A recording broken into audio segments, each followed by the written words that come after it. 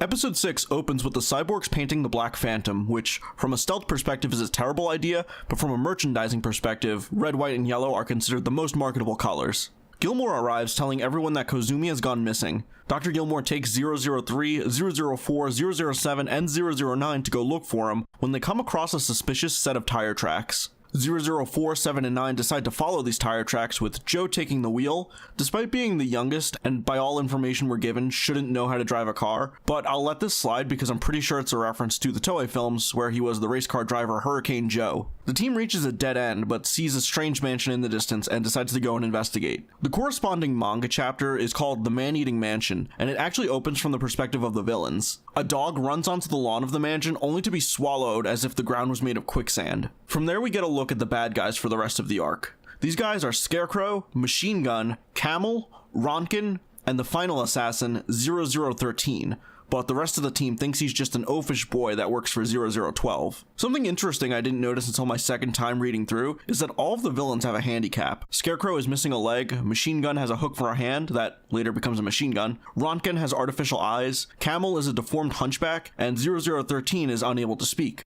I can imagine that the intention is that these men can trace their handicaps back to World War II, with the exception of 0013. It isn't really touched on, which is surprising since Ishinomori was pushing boundaries referencing war and Nazis at a time when acknowledging World War II was a taboo in Japan, especially in children's media. Maybe their conditions are meant to be ambiguous as sort of a gimmick, or maybe it's to suggest they were involved in organized crime, or maybe just to show the Black Ghost takes advantage of people. Either way, it makes them a lot more memorable than they should be, and even manages to dredge up a bit of sympathy for them. The men are given orders by 0012, a cyborg brain that controls everything within the mansion. 0012's origins can be traced back to an Astro Boy story called Mad Machine, which inspired multiple Cyborg 009 stories and even some aspects of Android Kikaider. The story opens with robots celebrating Robot Day, the robot equivalent of Labor Day. A bunch of business owners don't like that it implies that robots are equal to humans, and say that someday they may even be considered better than humans. To make people hate robots, an evil scientist builds a machine called the Mad Machine that sends out special electromagnetic waves called nutso waves, causing machines to lose control and act wildly, terrorizing people. If that sounds familiar, it's because that was also the inspiration for Professor Gill's flute that drives Jiro mad in Android Kikaider. What have I done? Mitsuko! No, get away! But I was right. You're nothing more than some mad machine. a mad machine? But The Mad Machine is hidden inside of a building, and Astro Boy has a limited time window to destroy the machine before it starts up again. When he enters, he finds the building full of traps meant to keep him at bay. There's even a more direct homage later on when Joe enters the mansion. There's a scene where Joe opens a door to find Kozumi inside tied up, so he tears the door off its hinges and throws it in to test for traps. Astro Boy does this too, except instead of a door, he throws a chair. When it came to extending the last two fights, the anime made a habit of breaking the fights up in a similar pattern. A new enemy appears, he fights the cyborgs, the battle is halted, the theme or character conflict is tackled between the group, then the villain returns, the fight is concluded, and all is resolved. This episode is a little different though. The 0012 chapter of the manga is basically all action, which is perfect in manga context since this chapter comes at the end of volume 2. Precisely where you wouldn't want a manga to slow down. It does open up with the cyborgs just sitting around Kozumi's, which ties in with my issue with the lack of urgency I mentioned earlier, but I felt that this was amplified more in the anime. That being said, for a television episode, you need to follow proper structure, so a lot of elements from this part of the story were removed and replaced with new scenes that you could call filler, but they do serve their purpose. 004, 7, and 9 go to the mansion and are invited in by a mysterious woman who tells them she's waiting for her husband to return home. 007 is completely distracted by how beautiful the woman is, but Joe and Albert think she's really suspicious. In the manga, 0012 has no physical form and is referred to by male pronouns, suggesting his voice is meant to be interpreted as a man's voice. For the TV anime, they opted to give 0012 a human form based on a recurring character in Ishinomori's star system.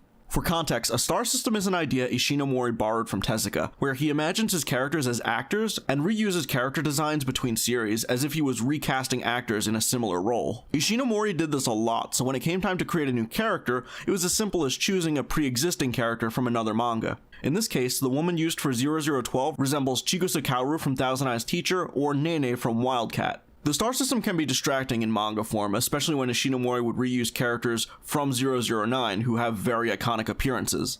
However, in the long run, it actually made it so that posthumous works and adaptations would have a pool of character designs to draw from. Dr. Kozumi leaves the house after receiving a mysterious telegram. This is where 0012's henchmen kidnap him, leaving behind Camel to deal with the cyborgs. But as they pull away, Camel notices a car following Scarecrow's. Camel dons Kozumi's hat to get the cyborg's attention and fights Joe, revealing a bear trap hidden in his hump. Camel is defeated and taken hostage. There, he reveals the whereabouts of 0012 and promptly commits suicide by way of a cyanide capsule. Since the location is an address in the city and Joe's the only member of the team to know Japan, he goes off on his own to investigate. He finds the address where he notices more goons in the same clothes as the ones that were after Kozumi's formula. These guys were planning to kidnap Kozumi when Black Ghost beat them to the punch. They try to jump the fence of the mansion but are electrocuted, revealing to Joe that the place is booby-trapped. Joe jumps to avoid the electricity but lands in the quicksand yard. Before he can be eaten though, he's rescued by 004 and 007, who followed after him to lend a hand.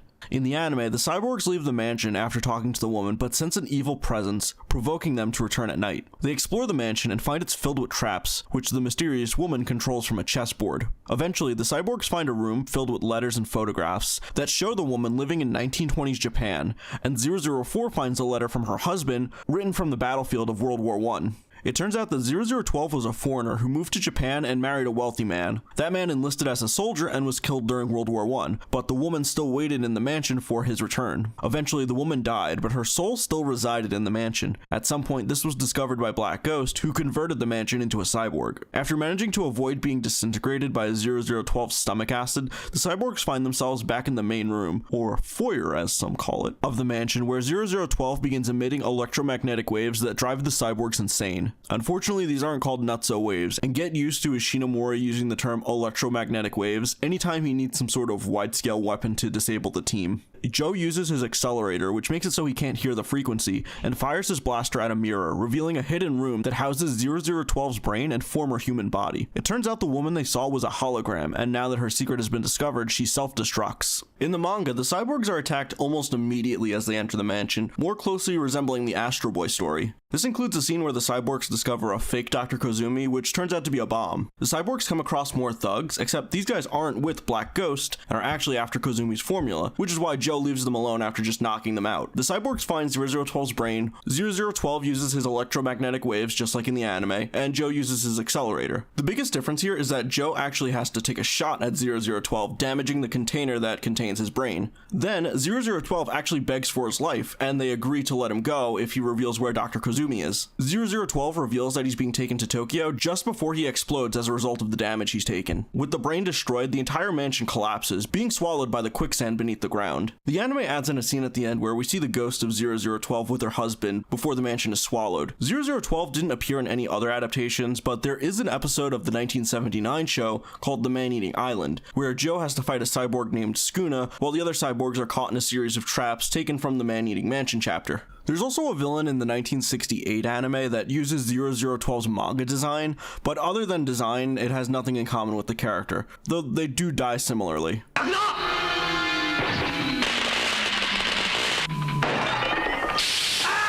Despite a slower pacing and reducing the urgency that was in the original manga, this episode holds up very well, and I attribute that to the chemistry between 009, 007, and 004. The three embody what you might call the Sentai personality core. Joe is the Red Ranger, the leader, the one that puts justice above all else. 004 is the Black Ranger, the powerhouse of the team, the one that likes to fight and clashes with the leader when they allow their emotions to affect the way they fight. And 007 is the Blue Ranger, the comic relief, or as the Sentai Wiki bluntly puts it, the spastic child of the team. This combination of personalities isn't anything new, but I felt like Sentai would be a better comparison for an Ishinomori work than, say, the Three Musketeers.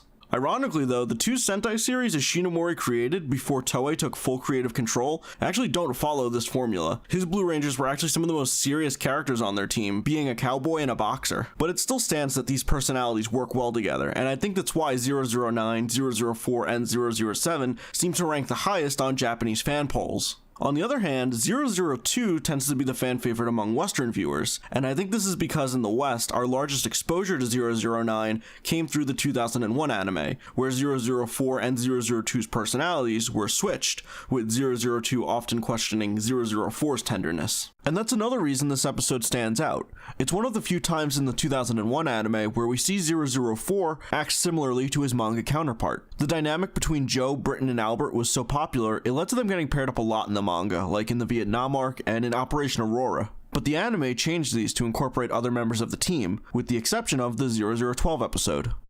Episode 7 is one of the most, if not the most, visually impressive episodes of the series. The animation is still TV quality, but the shot composition, the colors, the attention to detail, everything in the episode has a cinematic feel to it. The episode opens with 008 talking about how if God created the entire universe, it's selfish for humans to think of themselves as being special. Cut away to Yasu the Scar-Nose, a local big shot going on about how great he is, despite falling on hard times financially. And in typical Jun Kawagoe fashion, the terrified onlookers are all characters from another Ishinomori manga, in this case Ganbare Robocon. Just as he begins to cry from not having enough money for bread, he sees one of 0012's henchmen leaving the bakery with tons of it. He chases the kid, but he can't catch up to him, eventually running into Joe. Yasu and Joe both grew up in the same orphanage, and Yasu explains that because Joe was such a troublemaker, he believed the story that Joe is the one who killed the priest and burned down the orphanage. Joe says it wasn't him, and Yasu believes him, saying that the priest was involved in a lot of shady dealings. After he grew up, Yasu and some of the other kids tried visiting friends who had been adopted, but the addresses they had were fake, and it seemed that all of them had mysteriously disappeared. We're finally introduced to Scarecrow here, only he's only called Scare to differentiate himself from the robot that is named Scarecrow that shows up later in the anime. Scarecrow also isn't missing a leg in this interpretation, but he still jumps from building to building, similarly to how he would jump in the manga using his peg leg as a pogo stick. Scarecrow yells at the boy for getting distracted, but notices that Joe is one of the 00 cyborgs. When they leave, Yasu tells Joe that Scarecrow is bad news, and remembers seeing him at the church when the kids who went missing were adopted. In the manga, Joe actually goes looking for Yasu to borrow some civilian clothes so he can travel around Tokyo without standing out. This is also the chapter where we see Joe running alongside a train, which inspired this shot from the 1960s anime's opening. The henchmen notice they're being tailed by goons from the pharmaceutical company and take them out, pretty much ending that plot thread there. Yasu runs into 0013 and steals his food, but Joe gives it back and the boy offers to share it with him. The death of the priest was an anime-only plotline, so when Scarecrow shows up, he immediately tries to fight Joe. Joe defeats him, and like Camel before him, Scarecrow takes a cyanide pill. Then, a robot emerges from the water, destroying a massive ship, and the quiet boy suddenly steals Scarecrow's car and drives it to a construction site. Joe follows it, and it's there that the robot emerges from the ground, revealing that the boy and this robot together are 0013, connected by a psychic bond. Scare identifies the cyborg he saw as 009, and we're shown a flashback confirming that he was the one who killed the priest and burned down the orphanage. The men arrive at the harbor where they expect to meet 0013. A massive figure rises from the ocean, but it's then that they realize that 0013 is an invisible giant robot. This is a strange liberty taken with 0013. In the manga, the robot has the power to submerge itself underground and create earthquakes, but it couldn't just make itself invisible.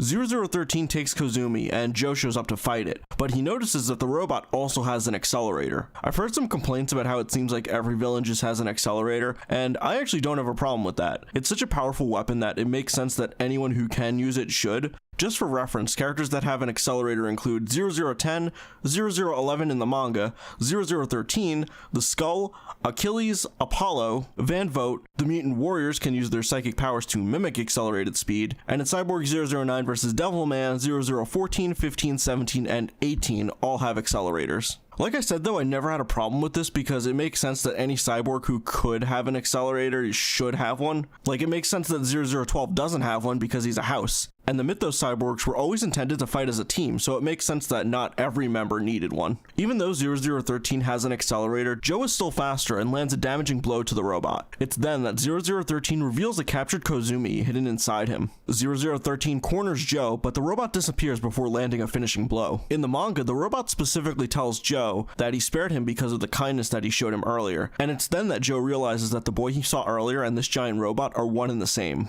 Episode 8 opens with an anime original scene of a businessman donning a hood and arriving at a castle where Black Ghost is hosting a presentation on the power of 0013. Though the hooded men are anime only, the KKK-inspired design has appeared in other Ishinomori works, usually denoting the leader of an evil organization. And although I called it KKK-inspired, Ishinomori most likely took this from Tezuka. 0013 rises from the ground in the center of the city, with the skull remarking that everyone will think it was a natural disaster because the robot is invisible. In the manga, Black Ghost doesn't care whether civilians know that the robot is what caused the earthquakes, and it's even explained that they specifically had the robot rise up in the center of the city because they know the military wouldn't try attacking it in fear of hurting civilians. Side note, this is also when the ship is finally given its name, the Dolphin. 007 fires a thermal rocket at the robot, disabling its cloaking device. The robot submerges itself underground while Joe tries to follow it. It's here that the anime and manga realign as Joe discovers a lost girl looking for her mom, except in the manga when he finds her, we clearly see what happened to her mom.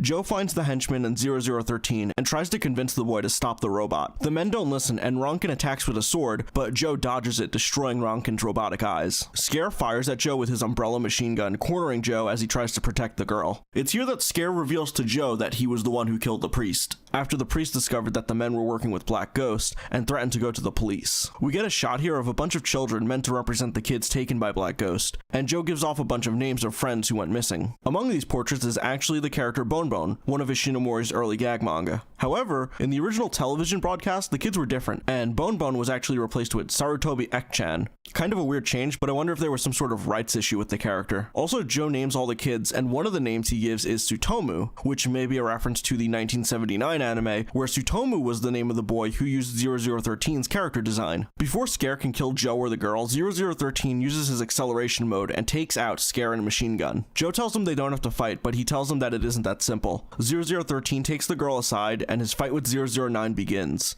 Though his robot isn't as quick, his human body can accelerate at a much faster rate, creating the illusion of multiple copies of him. Rankin returns, though he's unable to see, but he can hear the ringing noise of the cyborgs using their accelerators, and strikes what he believes to be 009. Unfortunately, he actually hits 0013, heavily injuring him. 0013 deploys his robot and uses it to release Kozumi. He then tells Joe that he's unable to betray Black Ghost. This is a departure from the manga that I think the anime felt they needed to do to humanize the character. Like I mentioned earlier, 0013 can't talk in the manga, but he can telepathically relay his thoughts to the robot, which in turn vocalizes them. This is a precaution from Black Ghost, as it's set up that if 0013 considers betraying Black Ghost, the information will be then sent to the robot, which will trigger it to self-destruct, ultimately killing 0013. Since 0013 can talk normally in the anime, it isn't like he has a literal gun to his head. I mean, maybe he feels like he has a figurative one, but that honestly feels kind of weak to me. In the anime, 0013 throws himself off the cliff as his robot self-destructs.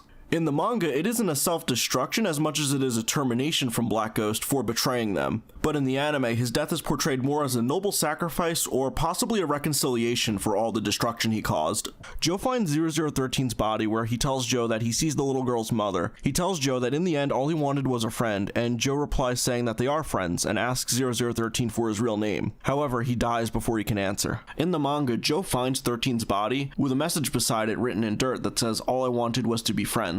But I think the staff felt that the scene would be more impactful if 0013 could spend his last moments speaking to Joe, and as a result they had to retroactively make it so that 0013 could talk normally. Still, I personally liked the manga's limitation of him only being able to speak through the robot, and the idea of the robot basically being a giant gun to his head. As I mentioned earlier, 0013 did appear in the 1979 series, though this wasn't as 0013 but as a boy named Tsutomu, but many elements from this chapter of the manga were sourced. Scarecrow is there too, though he uses a different design, looking instead like a literal scarecrow.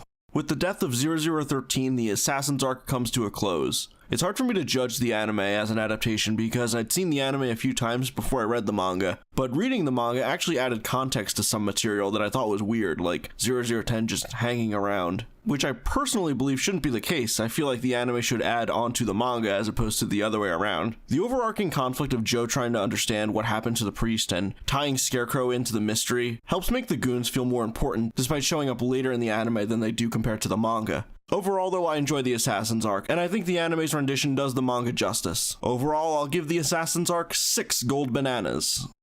Join me next time as we talk 2 one-off stories in a much shorter video. If you like this video and you want to see more, then subscribe, and if you want to support the content on this channel, why not become a patron? There you can view exclusive updates, gain Discord access, and early access on all scripted videos. Or if you want to give a one-time donation, maybe a tip for a job well done, you can do a one-time donation on my Ko-fi page. Either way, I appreciate your viewership and welcome all questions, criticism, and death threats in the comments below.